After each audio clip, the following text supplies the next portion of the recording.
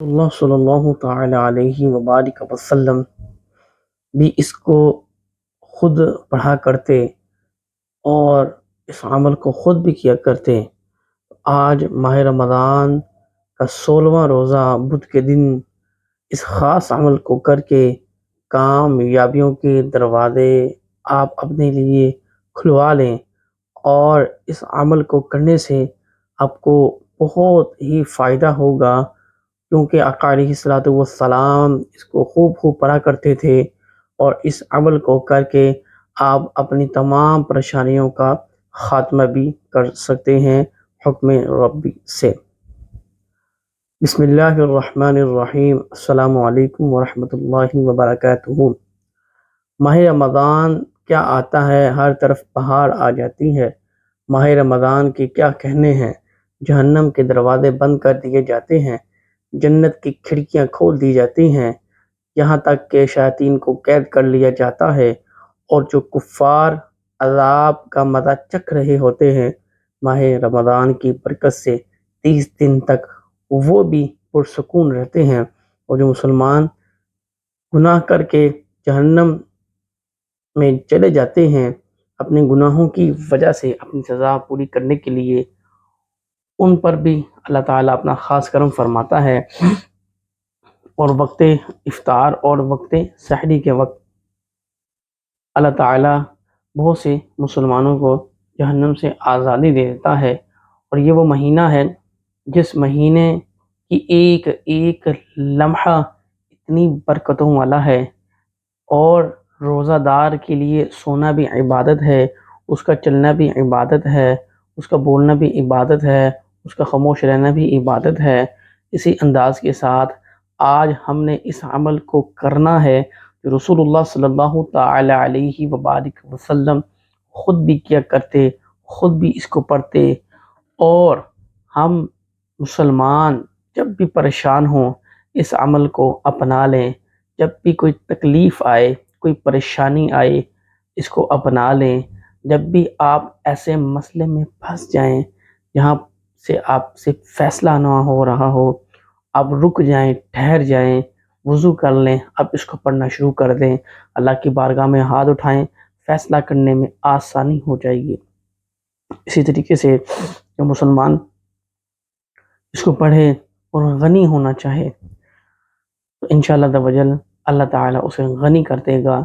ماہ رمضان کی ہر دن کی اپنی برکتیں ہیں، ہر دن کی اپنی رحمتیں ہیں، ہر دن کی اپنی فضیلت ہے، ہر دن کی اپنی کامیابی ہے۔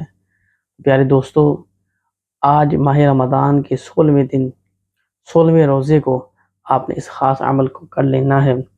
اگر وقت کی بات کی جائے تو 2 وقت ایسے ہیں جو قبولیت سے بھرے ہوئے ہیں۔ ماہ رمضان تو ہر گھڑی قبولیت کی ہے، ہر گھڑی قبولیت کی ہے، تو وہ 2 وقت کون سے ہیں؟ اور 2 وقتوں کو یاد رکھیے گا۔ ایک وہ وقت ہے جب سورج طلوع ہو رہا ہوتا ہے، اور ایک وہ وقت ہے جب سورج غروب ہو رہا ہوتا ہے۔ یہ 2 وقت ایسے ہیں کہ جس میں آپ جو عمل کریں گے، جو بھی وظیفہ کریں گے، اور آپ کو ضرور بضرور اس میں کامیابی حاصل ہوگی۔ اسی طرح آپ نے وظائف شروع کرنے سے، یعنی آج کا جو وظیفہ کرنا ہے، اس کے آغاز کے ساتھ اور اس کے اختتام کے ساتھ ایک روٹی صدقہ ضرور کرنی ہے۔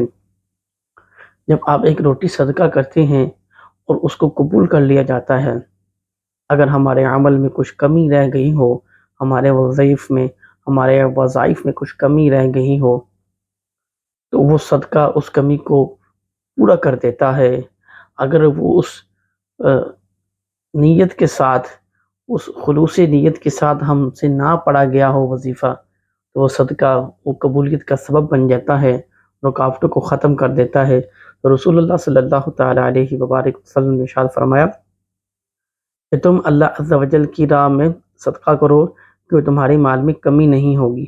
اور پھر فرمایا گیا کہ بری موت سے بچاتا ہے صدقہ، اور اس کے بڑے فضائل ہیں صدقات کے بھی۔ آپ صدقات کے ذریعے سے بھی وظائف کر سکتے ہیں، اور اس کی بڑی فضیلت ہے۔ یقین مانیں، آپ کر کے دیکھیں۔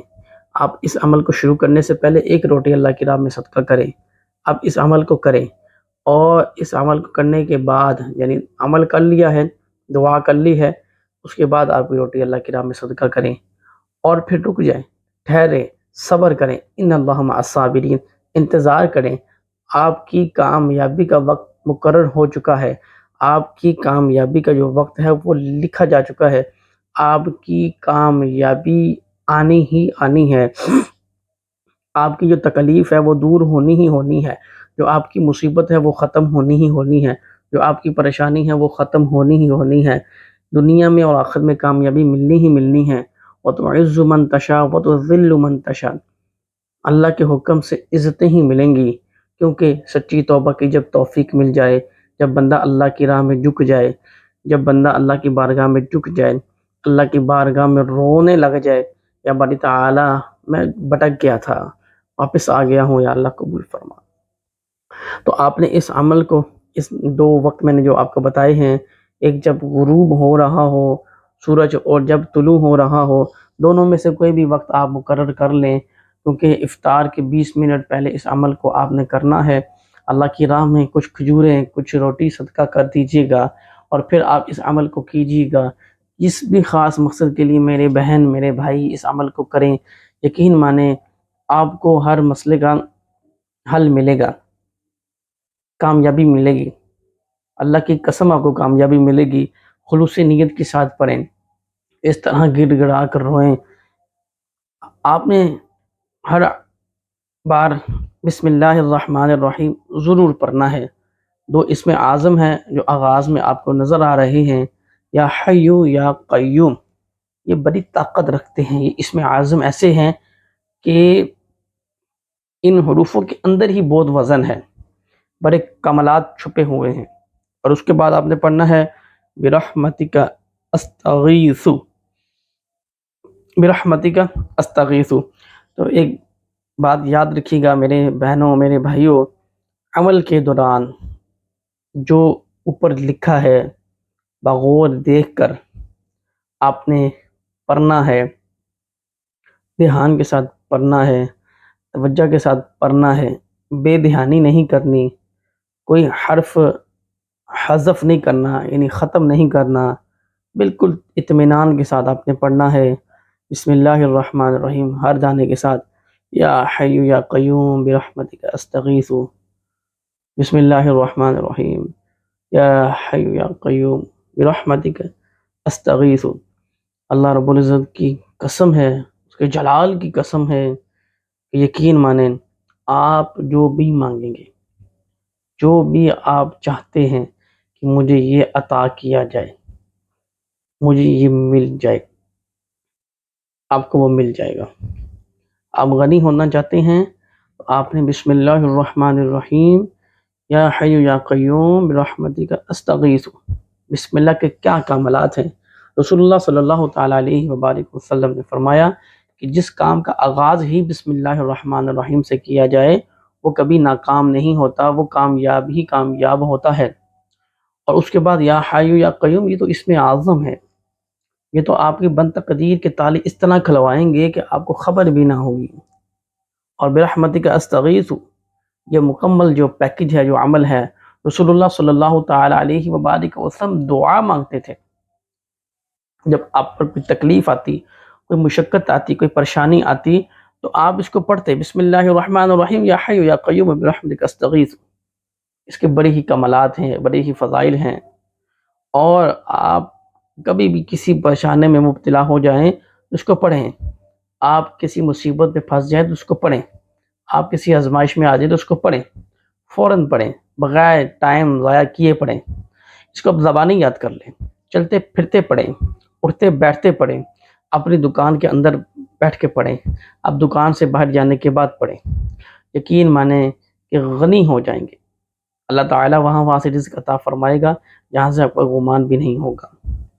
اور آخر میں رسول اللہ صلی اللہ تعالیٰ علیہ وبارک وسلم نے حضرت ابو ہریرہ رضی اللہ تعالی عنہ کو ارشاد فرمایا کہ ایسا عمل نہ بتاؤں کہ جس کے کرنے سے تمہیں جنت داخل ہو جاؤ، تم جنت میں چلے جاؤ، تو بہترین عمل ہے۔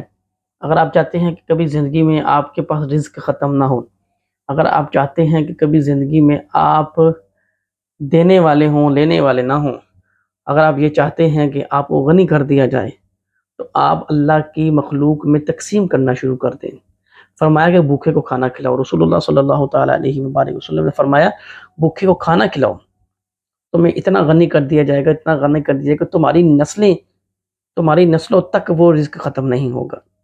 تو یہ عمل بھی بہترین ہے، اس عمل کو کرنے سے پہلے کسی بھوکے کو کھانا کھلا دیں، اس عمل کو کرنے کے بعد بھوکے کو کھانا کھلا دیں۔ اللہ عز و جل کی بارگاہ میں دعا ہے کہ جو میرا بھائی میری بہن اس عمل کو اس طریقے کے مطابق کرے، کوئی قید نہیں ہے، جتنی مرتبہ بھی پڑھیں، 1 مرتبہ پڑھ لیں، 100 مرتبہ پڑھ لیں، جتنی آسانی کے ساتھ آپ تک ہو سکے، تو اللہ تعالیٰ آج کے اس عمل کو قبول فرمائے، کامیابی کے ساتھ عزتیں عطا فرمائے، رسول اللہ صلی اللہ تعالیٰ علیہ وآلہ وسلم کا صدقہ خیر فرمائے۔ جزاک اللہ خیرہ، خیال رکھیے گا، چینل کو سبسکرائب کیجیے گا۔